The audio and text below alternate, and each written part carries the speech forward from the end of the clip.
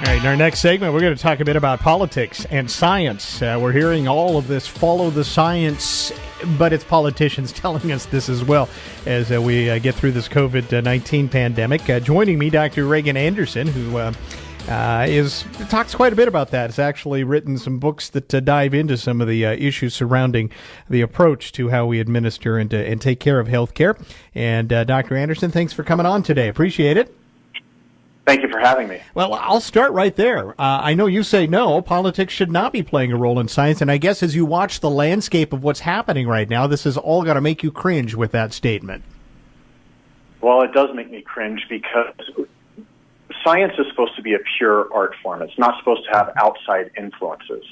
And while medicine is an art form that we are trying to find the best way forward, it cannot be manipulated. It can't be manipulated for political gain. It can't be manipulated because somebody wants to make more money. It can't be manipulated for any of those reasons. And when somebody tries to do that, it means it's no longer science, it's conjecture. And then we're back to the Stone Ages. We're back to bloodlettings and leeches if we allow those outside influences to weigh in. So, with that said, I mean, we even have people now because of the politics and all of this, we're not even trusting someone who's a quote-unquote scientist, for example. We don't even know who really is a scientist, I guess, who's being true to the art, as you pointed out. Yeah, we don't. You're absolutely correct. There's so much that is happening right now for political gain. There's so much that's happening right now for economic gain. And there's so much that's happening right now for just simply personal gain. And it's hard for the average person to be able to decipher, is there secondary gain playing into this, or is this something that is actually news that you can trust? And here's the other problem with this, is that when Dr. Fauci and when other members got on TV and they gave their best recommendations at the very beginning of the COVID crisis, we were not able to do much science at that point, because it was so new. All we had was conjecture. Now, we had conjecture with a whole long history of being an infectious disease doctor and practicing medicine, and all the physicians like myself in the country knowing something about infectious disease, knowing something about how these trends tend to happen, how these diseases tend to go forward. But it was conjecture, and that's not science. And so I think a lot of people out there watching this and watching science change its mind and saying, okay, you don't need face coverings, now you should wear face coverings, and all the things that have changed over time, it's put a bad taste in people's mouths because they don't understand how the scientific process works. So the scientific process works by questioning everything and continuing to re-question everything.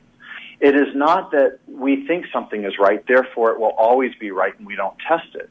It's not science. Science is continually asking what is wrong, how have we messed up, how have we missed the mark here, and then adjusting course. And for something like COVID that's brand new, all we had was conjecture. That doesn't mean that Dr. Fauci was wrong. It doesn't mean he was lying. It doesn't mean anything. All it means is that we did the best with what we had at the time, and we're still doing that. We're still having new data come in.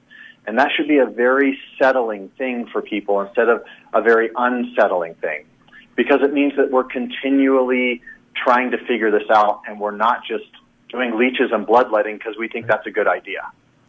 You have an interesting perspective on some of this too, because you're a combat surgeon basically. So you've worked where you've had to practice in times where literally things are flying at you.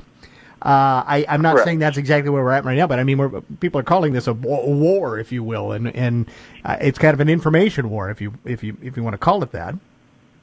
It is an information war, and you're right. I did do 2 tours in Fallujah with Marine reconnaissance, and it taught me an enormous amount in those 3 years, more than I would probably learn 20 or 30 years of being a civilian. Mm-hmm. But one of the things that it really taught me was you have to make decisions with the resources that you have available. So in other words, in Fallujah, we operated out of a building that really wasn't suitable to do anything in, except for maybe store grain or store supplies. And yet we were doing surgeries out of this room. It was the best that we had available. We didn't have CT scanners. We didn't have MRI machines. We didn't have fancy transfusion devices. All we really had were the most rudimentary, basic tools, if you could think of tools that we would have used 60, 80 years ago. And then we had to use a lot of common sense. And right now, I think what's happening with COVID, and especially what's happened in the last couple of months, is that we have had kind of the same situation of we don't have all the information. It's a brand new virus. And so what we're trying to do is use the tools that we have, number one being common sense. Taking that common sense and doing the best we can with it. And it is a war. It's an information war. And it's not just an information war on it's a new virus, so we don't know the best way to protect ourselves or the best way to treat this virus. But it's also a war on, the Republicans are saying, don't wear masks, you don't need them. And the Democrats are saying, oh my gosh, the world is ending, the sky is falling. And both are completely wrong.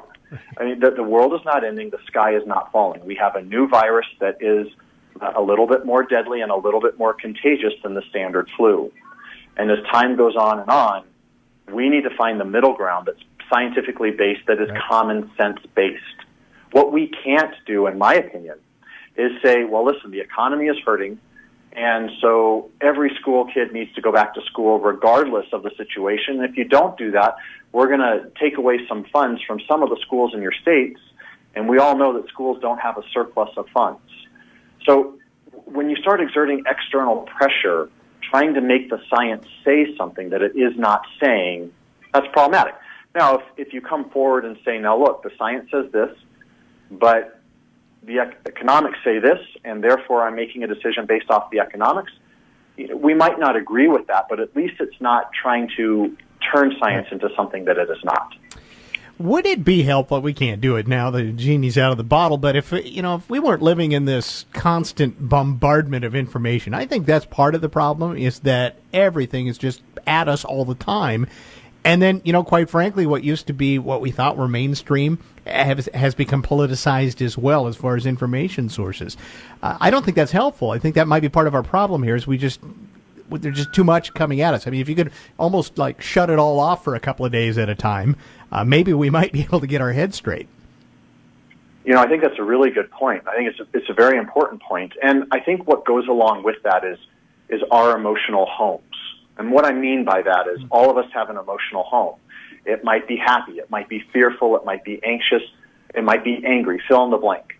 And if you don't know what your emotional home is, if you're old enough, think about how you responded to 9/11. Or think about how you're responding to COVID. And it will tell you, are you somebody who wants to get as much information as possible and make reasoned, well-thought-out choices? Or are you somebody who looks for articles that says the sky is falling? Or are you somebody that preferentially selects articles that say this is a hoax and it's no worse than the flu? How do you interact with this? And that's your emotional home. So if you approach this, if you approach science, this topic of COVID, this overabundance of information from your emotional home, you're going to skew the results. You're going to find the article that supports your point of view, and you're going to hold on to it. And then what you're going to do is you're going to polarize yourself against anybody else who doesn't think that way. Again, none of this is science. Science takes the best available knowledge and the best available resources, and you continually test it to see if it continues to hold true.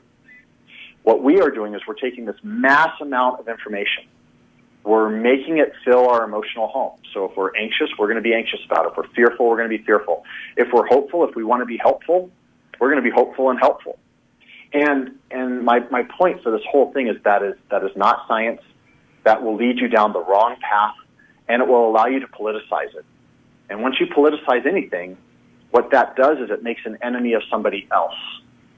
And so instead of us taking care of each other and taking care of ourselves, we're now just pointing fingers and yelling at each other.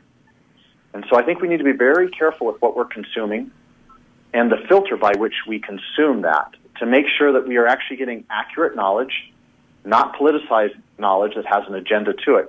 And It's not hard to do. I mean, if you stay away from things that are obviously anti-Trump and things that are obviously pro-Trump, if you look for scientists who are actually using data, people, after you read a couple of these things, you'll start to get the flavor of what is a scientifically written article that's just trying to get knowledge and what's out there with another agenda.